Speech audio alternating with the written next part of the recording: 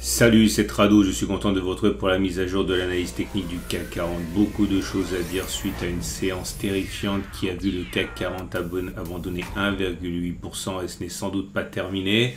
On va faire les choses dans l'ordre, sinon on va s'y perdre. Première chose, regardez ici, on a clôturé en dessous de la zone grise qui était un support hebdomadaire. Clairement, je reviens sur les données hebdomadaires maintenant. Comme vous le savez, on avait réussi à casser cette zone de résistance, c'était sur la bougie hebdomadaire du 3 janvier. Dès la semaine suivante, on a inscrit une attaque baissière avec un avalement baissier et on a réussi à préserver finalement que 2 semaines ce support. Et c'est bel et bien un enfoncement auquel on assiste maintenant sur les données hebdomadaires, un enfoncement de la zone de support hebdomadaire. Dans ces conditions, tout simplement, il faut enlever le support, il n'a pas tenu. Et nous sommes donc ici complètement en phase avec l'avalement baissier dont on avait parlé et qui maintenant nous amène à clôturer en dessous de la résistance. Alors, je reviens sur les données journalières. Et comme vous pouvez le voir, ça laisse quand même maintenant peu d'espoir pour la suite. Je vous rappelle que les scénarios baissiers étaient nombreux, à commencer par celui du ralliement de la médiane de la fourchette d'Andrews ici. Alors oui, parce que maintenant j'ai le droit de la regarder cette fourchette d'Andrews, puisque je vous rappelle que jusqu'à présent on était toujours dans une ancienne fourchette d'Andrews qui ressemblait à ça, un plus bas, un plus haut, un plus bas consécutif.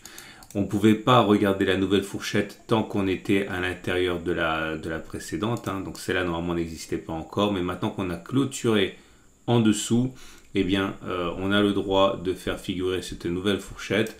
Et l'objectif est donc d'aller statistiquement aller en chercher la médiane. Si maintenant on ne devait pas aller chercher la médiane et qu'on devait sortir de la fourchette d'Andrews avant que d'en avoir touché la médiane, ça s'appellerait un refus de médiane et l'objectif serait d'aller chercher un point de contact avec cette demi-droite. On y reviendra le cas échéant.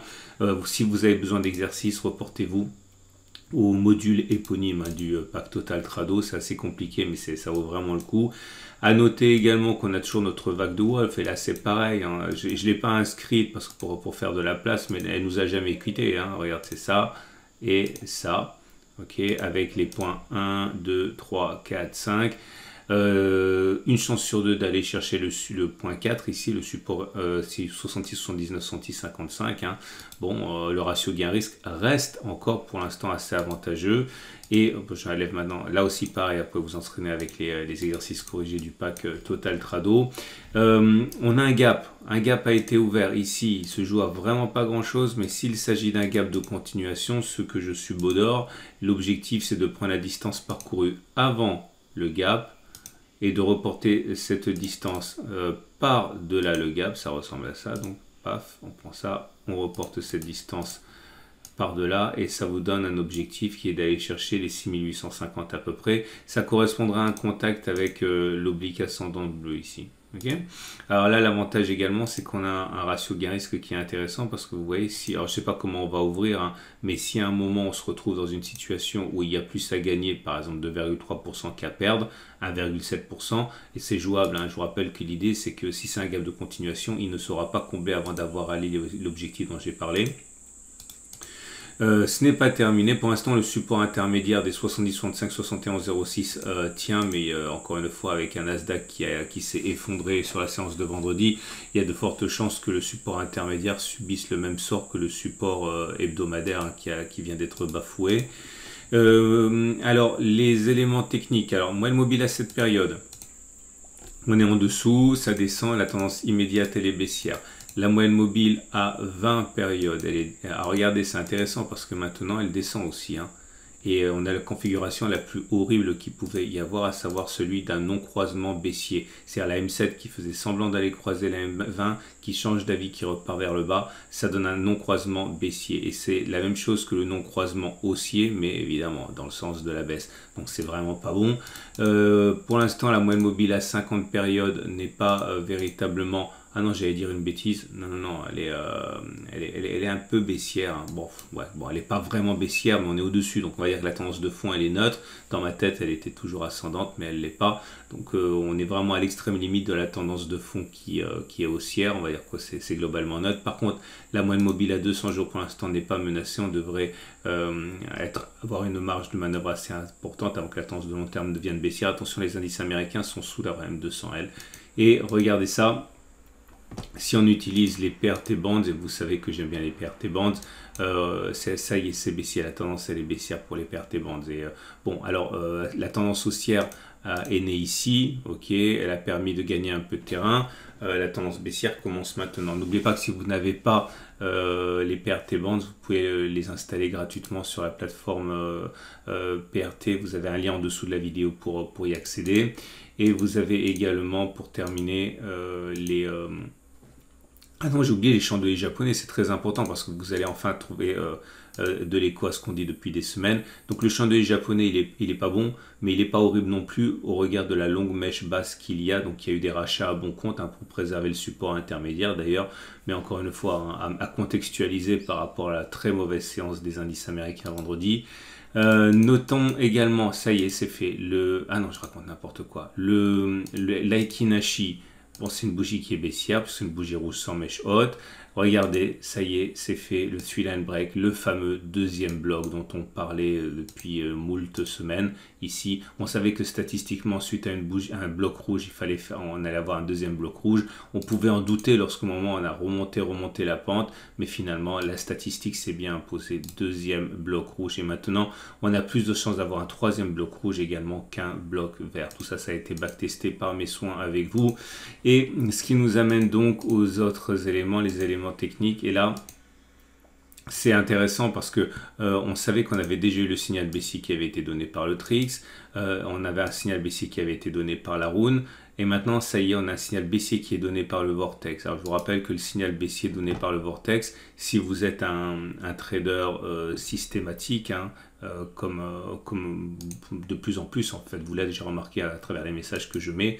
Donc, l'idée, c'est de prendre le chemin parcouru entre le sommet et le signal du Vortex, ok, et reporter cette même distance par-delà la bougie de signal, ça nous fait pointer vers un objectif qui est 6767, pour ne pas dire pas très loin du support 0.4. Donc en fait, on dirait qu'il y a vraiment pas mal de choses qui se mettent en place. À noter que le signal baissier qui a été donné par la Rune, lui, quand on avait backtesté ensemble, ça y est, c'est trop tard pour le prendre, hein, puisque l'idée est la même, hein, vous prenez la distance parcourue avant le signal baissier, vous reportez ça par-delà, et comme vous pouvez le voir, ça y est, on a touché l'objectif, hein. Donc vous ne pouvez plus rien faire avec ça. Là, je m'adresse spécifiquement à ceux qui aiment le trading systématique.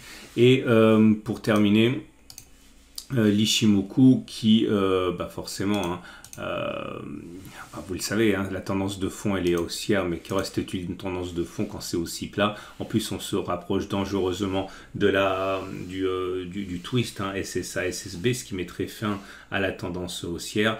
J'avais expliqué que c'était sur la Kijun, hein, que les traders Ichimoku allaient tenter crânement leur chance. Et bon, c'est exactement ce qui s'est passé. Vous avez tout ça. Alors, il n'y a pas que ça. La Kijun en tant que telle seule n'explique pas la hausse, mais la Kijun plus le support intermédiaire plus ceci et cela fait qu'il y a eu des rachats à bon compte. Mais bon, je ne sais pas si ça va suffire à maintenir à flot le CAC. Tendance immédiate baissière puisqu'on est en dessous de la Tenkan. Tendance de générale neutre puisqu'on est au contact de la Kijun plate. Tendance de fond encore haussière. Et j'ai oublié de le dire, mais ça y est, ça aussi c'est fait. Vous voyez, on avait expliqué, j'avais longuement expliqué qu'une fois que l'on cassait le SAR, ok, il était plus probable que l'on clôture en dessous du plus bas de la bougie de cassure. Ça y est, c'est fait aussi. Donc le bon point d'entrée, c'était d'attendre que ça remonte et de s'arranger pour qu'on ait une distance au stop loss plus petite que la distance objective. Clairement, si on était rentré quelque part par là, c'était pas mal, hein. Imaginons, je dis n'importe quoi, qu'on était rentré à 7229 avec un stop loss à 2% et un objectif à peu près 2%. Il fallait rentrer dans cette zone là, hein. Et bon, ça s'est fait également. Attention, maintenant le super trend a été cassé à la baisse et c'est exactement la même chose avec le super trend. On l'a backtesté, ok. Lorsque l'on casse le super trend à la baisse, il est plus plausible que l'on clôture en dessous de 7010. ok, le plus bas de la bougie de cassure, que l'on casse le super trend à la hausse. Alors ça veut dire quoi cette histoire? Ça ne veut pas dire qu'il faut rentrer maintenant, mais si vous voyez qu'il y a un rebond technique à un moment, vérifiez que vous n'aviez pas un trade intéressant à faire en pariant sur un retour sur les 7700. En gros, ce que j'ai fait moi. Hein. Et c'est donc terminé. Et on va passer au trade du jour. Je parle rapidement parce que j'ai quelque chose à vous dire après. Donc les trades du jour. Alors comment peut-on trader? C'est toujours la même chose. Hein. Si vous envisagez que la baisse n'est pas terminée, vous pouvez faire la chose suivante. Spéculer sur la base du gap de continuation. J'ai déjà dit, hein, si vous rentrez maintenant, vous mettez un stop de protection au-dessus du gap puisqu'il est censé ne pas être comblé à 1%. Vous avez un objectif qui est d'aller chercher la distance entre les plus hauts et le gap reporté par-delà le gap, donc ça vous donne un ratio gain-risque qui est pas mal. Attention quand même de ne pas le prendre trop tard, parce que si on descend vraiment très très fort, par exemple ici, vous voyez bien que vous avez un ratio gain-risque qui est pas valable, ça fait 2,8% de perte potentielle avec un objectif à 1%, c'est pas bon. Mais par contre, si ça baisse et que ça remonte, vous pouvez éventuellement avoir la chance de spéculer à la baisse à ce moment-là.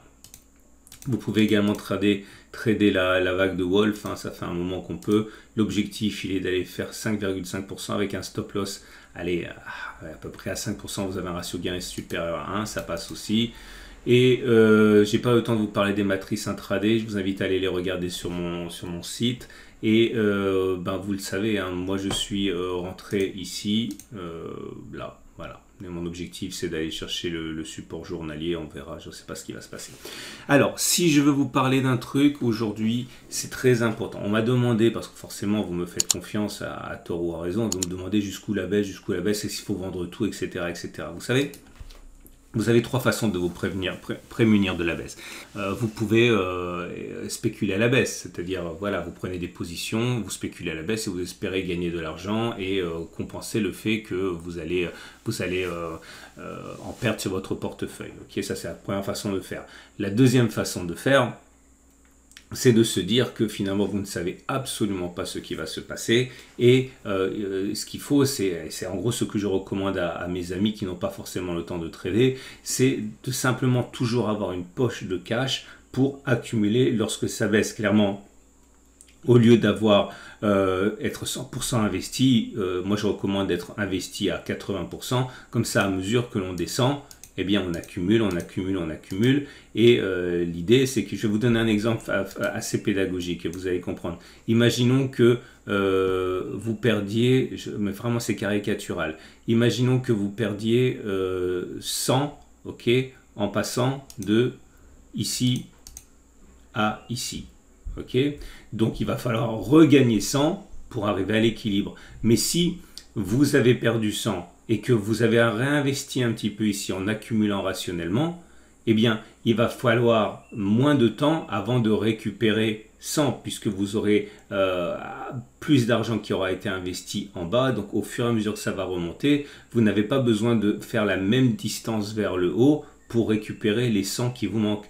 Ok, parce que vous n'avez pas tout, vous avez rajouté en fait à vos lignes en bas. Clairement, ce que je suis en train de vous dire, c'est qu'une façon de se protéger de la baisse, c'est de toujours avoir du cash et de ne pas être pleinement investi. Comme ça, vous ne savez pas ce qui va se passer, mais en tout état de cause, à mesure que l'on descend, eh bien, vous accumulez, etc. Et comme ça, quand ça repart, vous êtes plus lourdement investi et vous récupérez votre perte beaucoup plus facilement.